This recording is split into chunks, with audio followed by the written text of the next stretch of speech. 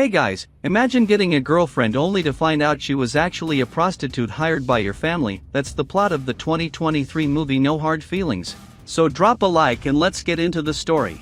A tow truck shows up at a nice house, ready to do its job. As it's about to take the car, a young woman shows up to stop it. The driver explains it's a court order, since she owes property taxes on the house. They're taking something to cover the debt. The young woman is Maddie, and she says she was trying to work out a payment plan. Then we find out something's off. The guy towing the car is named Gary, and they had a thing in the past that lasted 2 months. But when he told her he liked her, she ghosted him without a word. To avoid losing the car she uses for Uber, which helps her pay her bills, Maddie tries to sweet-talk him, saying he's special and that she just wasn't ready before. Gary starts falling for it, until a guy in a thong walks out of her house. That's when Gary realizes he's being played and takes the car anyway. Now without her car, Maddie needs to work, so she digs out her old roller skates and heads into town. She spots Gary at a diner and sees an opportunity to get the car back without him noticing. But the car's secured with a steel cable, and all she manages to do is embarrass herself and get arrested.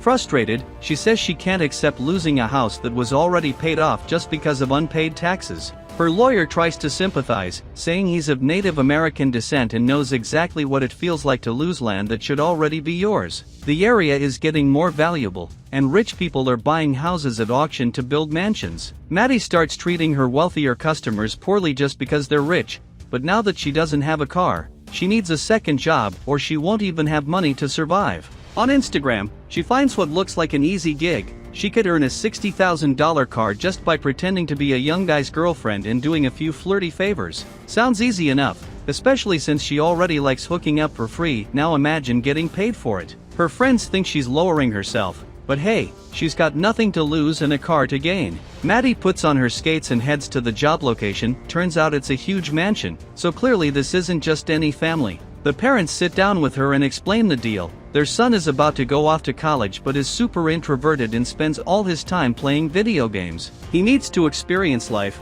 or he won't make it out there. He's going to Princeton, after all. Her job? Pretend to be his girlfriend without him realizing it and slowly ease him into adulthood, including the writing game, if you know what I mean, to get him ready. The parents are a bit suspicious at first. Maddie didn't exactly look super young, but she argues that what Percy really needs is an older woman to help him gain confidence. They go along with it, and the deal is simple. The faster she gets the job done, the faster she gets the car. Percy is just your typical shy nerd who loves video games and prefers being alone. To help out in the community, he volunteers at an animal rescue center, and that's exactly where Maddie plans to make her move. She shows up all dolled up, pretending she wants to adopt a dog, and specifically asks for Percy to help her. Innocently, he starts showing her around and introducing her to the animals. But before adopting, she needs to fill out a form to see if she's eligible, so they head to the back office.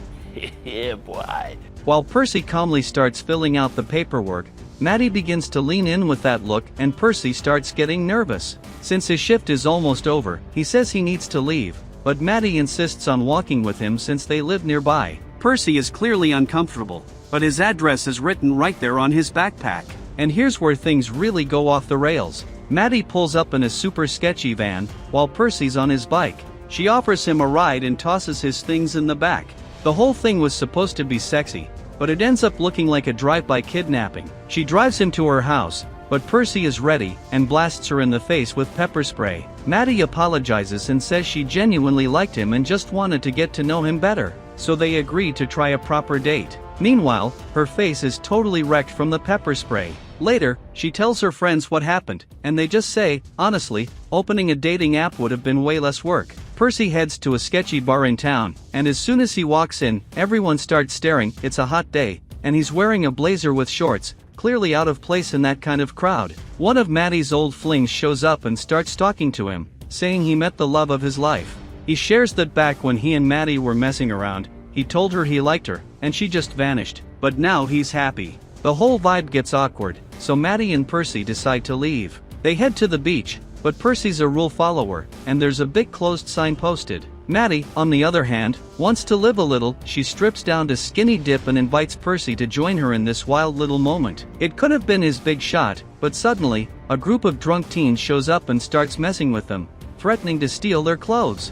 Maddie storms out of the water, furious, and takes them all on, literally fights the group and manages to get their stuff back. But after all that chaos, Percy's totally freaked out and says he's going home, because honestly, that was terrifying. Annoyed, Maddie heads back to the car, but Percy forgot his phone inside. She refuses to hand it over, so he climbs onto the hood of the car to stop her from leaving. She takes off, driving through town with him clinging to the windshield. Eventually, the cops start chasing her. She blows through a train crossing just in time, because she cannot lose another car. To celebrate, she brings Percy to her place and starts setting the mood: dim lights, sexy music, and some serious twerking. Percy gets flustered with the whole performance, his skin literally turning red from embarrassment. He ends up killing the vibe, so she rubs lotion on his skin to help him relax. He tells her that if they go on a proper, normal date the next day, he'll be ready to do whatever she wants. Little does he know, he's the one getting played. This time,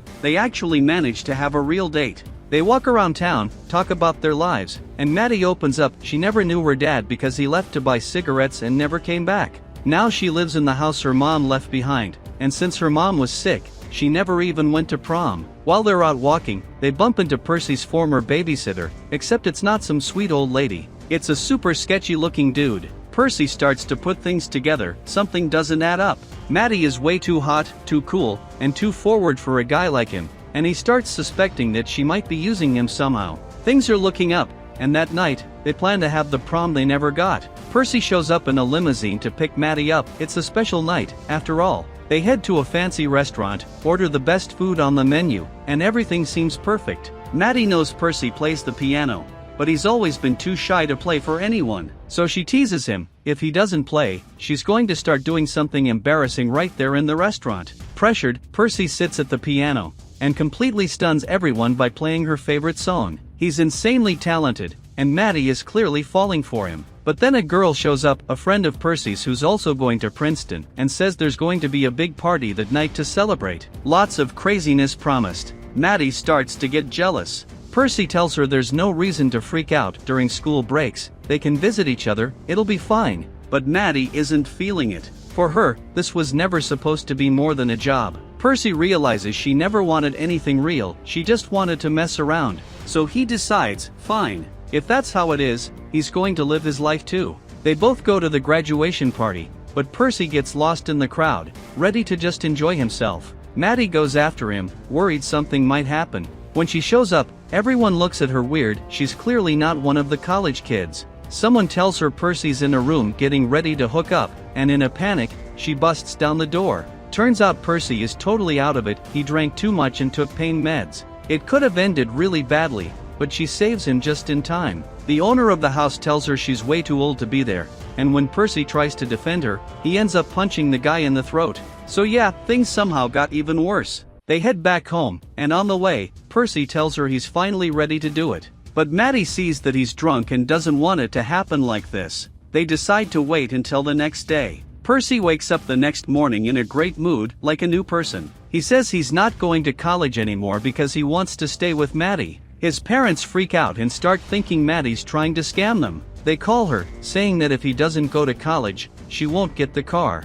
But here's the twist, Percy is testing one of the family's cars, and the call connects via Bluetooth. He hears everything. That's when it all clicks. She was just manipulating him the whole time. Percy sets up a family lunch and invites Maddie.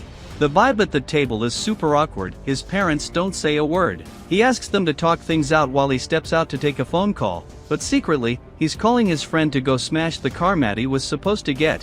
When he comes back, he reveals everything he knew about the deal all along. He just wanted to get it over with. So the two of them head to the bedroom to seal the deal. The moment finally happens, and Percy, being the machine he is, lasts a solid 1 second. But hey, he was ready. So, just like that, Maddie could take the car and go. Weeks go by. Gary delivers the car to her house, it's completely wrecked, but she still uses it to drive Uber because she needs the money to keep from losing her mom's house. That place is all she has left of her. Things seem to be going okay, but deep down, she knows something's missing. Maddie goes after Percy to apologize, but he wants nothing to do with her. So she does something drastic, jumps in front of his car to prove she's serious. After they almost die, he finally accepts her apology. They become good friends, and who knows, Maybe they'll hook up again during summer break. If you liked this video, drop a comment below, and if you made it this far, leave a like and hit that subscribe button if you're new, because tomorrow we've got more coming.